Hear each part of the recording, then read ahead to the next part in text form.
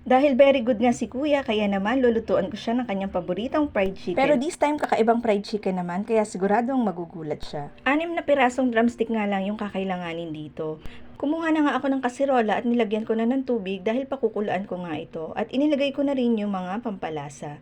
Nang kumulo nga ito, ay isinama ko na rin yung 2 patatas at pagkatapos sinimmer ko lang ito sa loob ng 20 minutes. At pag okay na, i-drain ko naman ito at pagkatapos yung patatas ay iminash ko naman gamit ang tinidor. At inilagay ko na nga dito siya sa malaking bowl kung saan ako maghahalo ng mga mixture. Isinunod ko naman ay yung paghihimay ng ating chicken. Bali, ihiwalay ko lang yung laman dito sa buto at yung buto ay huwag nating itatapon kasi gagamitin pa natin ito. Siguradong may idea na kayo kung ano yung gagawin ko. At para hindi nga ako mahirapan, igagamit ako dito ng food chopper. Ilalagay ko na nga dito yung sibuyas, carrots, at bell pepper. Talagang natutuwa ako dito sa food chopper ko na to, kaya naman lagi ko itong ginagamit. Talagang napapabilis yung aking pagluluto. Dahil segundo nga lang ay okay na agad. At isusunod ko naman yung hinimay kong manok. Bali, segundo nga lang din ito kasi hindi ko kailangan nung durog na durog. Kaya kung gusto mo rin ito, yung link ilalagay ko rin sa comment section. At ayan, 5 segundo lang nga ay ito na agad siya. At pagkatapos isasalin ko na rin siya sa bowl at hahaluin ko muna siya para mag-well combine lahat. At pag okay na nga, ititimplahan na naman natin siya ng mga pampalasa. Naglagay na ako dyan ng asin, paminta, at garlic powder. Bali, naglagay din ako dyan ng konting liquid seasoning para mas malasa. Haluin lang mabuti at pagkatapos ay maglalagay na ako ng 1/4 ng cream cheese. Kahit anong brand ay pwede. Ito yung magpapasarap lalo dito sa ating fried chicken. Sigurado po akong uulit-ulitin nyo tong recipe na to kasi ire-request ito ng inyong mga anak palagi. At yan yung consistency na hinahanap natin. At pagkatapos i-prepare naman natin yung mga iba nating kakailanganin. Syempre, meron ako dyan